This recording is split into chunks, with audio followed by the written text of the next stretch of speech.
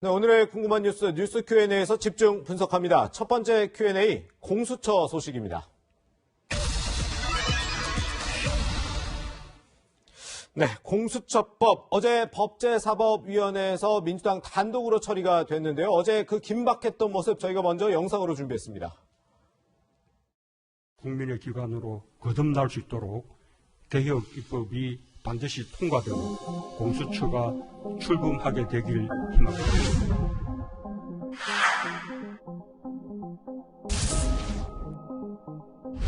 제가 책임을 지고 권력기관 개혁을 입법화하겠습니다.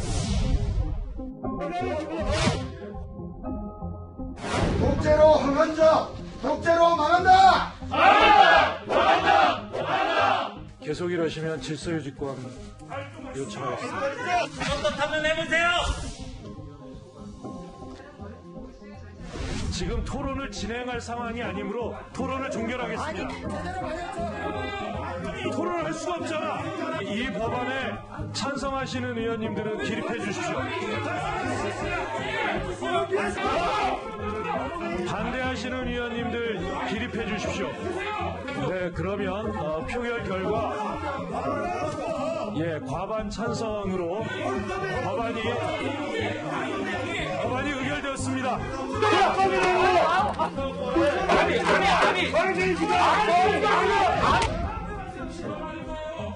네, 김남국 의원님, 비용 추계를 생략하는 의결을 했어야 하는데 옆에서 이렇게 시끄럽게 하셔서 제가 이 생략을 했습니다. 없다고 하시므로 이의 없으신 분 기립해 주시기 바랍니다.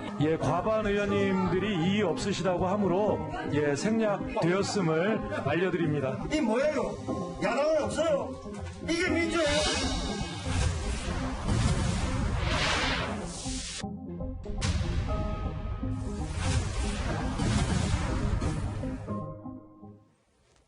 네, 관련 소식 김경진 전 국회의원, 하종대 보도본부 선임기자와 함께 짚어보겠습니다. 네, 이렇게 정말 여야가 충돌하면서 법사위를 통과한 공수처법 개정안 잠시 뒤 본회의를 문턱을 이제 넘을 가능성이 점점 커지고 있는데 먼저 하종대 선임기자께 여쭤볼게요. 기자로서 어제 그 모습 좀 어떻게 보셨나요?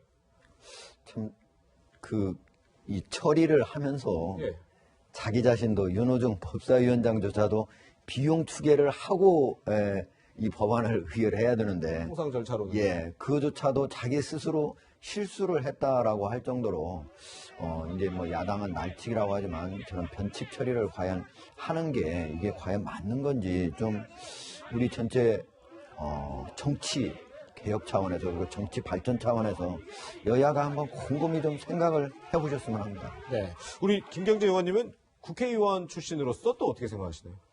글쎄요, 이게 그러니까 정말 정부 여당이 생각하는 대로 공수처가 탄생을 하면 대한민국의 부정부패가 없어지고 깨끗해지고 권력기관이 될 것인지 아니면 야당이 생각하는 대로 공수처가 정말 대통령의 하명 수사를 하고 야당에 대한 탄압의 도구로 활용이 될 거고 또 정부 여당 살아있는 권력에 대해서 검찰이 수사하려고 했을 때 이 사건을 무마시키는 도구로 사용될 것인지 국민들은 이 장면을 똑똑히 기억했다가 앞으로 1년 동안 지켜보시고 그 이후에 표를 선택할 때 내후년 대통령 선거 때 또 그 이후에 국회의원 선거 때 표로서 심판을 하고 판단을 하시면 될 것 같습니다. 네. 이번에 이 공수처법 개정안 더불어민주당 김용민 의원이 발의한 것으로 알려져 있는데요. 야당의 거부권을 무력화하는 법안이다. 뭐 이런 얘기는 많이 했었는데 여기에다가 공수처 검사의 자격 요건도 지금 완화된 거죠? 예. 네. 그러니까 지금은 공수처장을 이제 추천위원회에서 추천을 하는데 추천위원회 7명 중에 6명의 찬성을 얻어야 되니까 야당 측 위원이 지금 2명이 들어가는데 2명이 반대를 하면 도저히 지금 추천이 될 수 없는 구조이기 때문에 절대적으로 사실상 이 완벽한 100% 합의제에 기반한 추천제도다 이렇게 볼 수 있는데 새로 개정된 공수처법안은 3분의 2의 찬성만 얻으면 되니까 결국은 5명 찬성만 얻으면 되도록 이렇게 바뀌었습니다. 그래서 사실은 야당에서 반대하더라도 추천이 가능한 구조로 지금 바뀌었고요. 그다음에 공수처 검사로 임명될 수 있는 자격이 기존에는 이 법조인 자격을 취득하고 나서 10년이 지났어야 되고 그다음에 최소한 5년 동안 판사, 검사, 경찰과 같은 재판, 수사, 조사 업무에 이렇게 했던 사람만이 공수처 검사로 임명될 수 있었는데 예. 이 두 가지 조건을 굉장히 완화시켰습니다. 예. 그래서 판사, 검사, 경찰관 할 필요 없다. 그냥 변호사만 쭉 해도 되고 그다음에 10년이 아니라 그냥 법조인 자격 취득하고 7년만 있으면 된다. 이제 이렇게 바뀌었고요. 예. 세 번째는 공수처 검사의 임기가 기존에는 3년 플러스 3번 연임할 수 있었습니다. 최장 9년인데 지금은 기본적으로 7년에다가 무제한 연임할 수 있다라고 바뀌어서 예. 한번 공수처 검사로 임명이 되면 거의 종신직으로 그냥 할 수 있도록 이렇게 법이 바뀐 겁니다. 그렇군요. 네, 이렇게 바뀐 공수처법 개정안 야당에서는 어제 오늘 이런 반응이 나왔습니다. 들어보시죠. 이 정권에서 중용했던 법조인 두 사람이 있습니다. 그 사람들을 당신들이 하자고 해도 우리는 받을 수가 있다. 그랬는데 거기 한 사람은 본인이 동의하지 않는다. 가족이 동의하지 않아서. 그리고 한 사람에 대해서는 왜 받지 않는지 답이 없는 상태였습니다. 그래서 저는 이게 윤석열 트라우마가 있어서 완전히 끝까지 자기 편일 사람이 아니면 안 쓰려고 하는구나 이런 걸 느꼈죠. 무슨 그 임명 과정에 견제 장치가 옳게 된 게 없습니다. 전부 자기 편들이 들어가서 자기 편들을 몽땅 넣어서 한마디로 말하면 지금 자기들을 돕는 민변 변호사들을 대거 공수처에 넣자 이런 걸로 이번에 바꾼 겁니다. 네, 지금 주호영 원내대표 얘기를 들어보면 이 개정된 공수처법, 이 공수처장에 대해서는 윤석열 트라우마가 있어서 자기 편을 데리고 오려고 하는 거다. 또 공수처 검사에 대해서는 민변 변호사들을 대거 넣으려고 하는 거다. 하종대 선임 기자, 지금 야당은 이렇게 주장을 하고 있어요? 그러니까 이제 야당은 민변 공수처다 이런 얘기까지 이제 하는 건데 네네. 사실은 이제 공수처를 만든 가장 큰 이유가 예. 현재 있는 검찰이 살아있는 권력에 대해서는 눈치를 보고 왜 대통령이 검찰총장을 임명하지 않습니까? 그렇죠. 그러니까 눈치를 보고 잘 수사를 안 한다 해서 공수처를 만든 거 아니겠습니까? 근데 이 고위공직자들의 범죄의 특징은 뭐냐면 고위공직자들은 지식이 있고 그러잖아요. 그다음 이 지위가 높으니까 또 권한도 센 사람들 아닙니까? 거기다가 대부분은 또 돈도 많은 사람들입니다. 이 사람들은 범죄를 저질러도 자기 자신의 비리를 교묘하게 은폐를 잘하는 분들이에요. 그렇기 때문에 검찰 내부에서도 어떤 사람들을 그냥 모든 사람들이 다 이런 사람들의 비리를 수사하는 게 아니고 특수부라고 하는 고도의 전문성을 가진 검사들이 수사를 하는 겁니다. 네. 그래서 이제 그게 잘 안 됐기 때문에 이제 공수처를 만든 건데 지금 이번에 다시 바꾸면서 개정을 하면서 아까 김경진 의원이 설명을 했지만은 공수처장의 자격 요건을 완화했지 않습니까? 그전에는 최소한도 5년의 수사 실무 경력이 있어야 되는데 그걸 아예 없앴어요. 예. 그러니까 민변 변호사만 하더라도 공수처장이 될 수 있는 거예요. 그러니까 전문성을 완전히 약화시킨 거다. 첫 번째는. 그리고 두 번째는 뭐냐면요. 이게 살아있는 권력에 대해서 수사가 안 돼서 만든 거니까 살아있는 권력을 제대로 수사할 사람을 공수처장으로 임명해야 될 거 아닙니까? 예. 그래서 공수처장 후보 추천위원회도 만들 거 아니겠습니까? 그리고 처음에 만들 때 여당에서 뭐라 했습니까?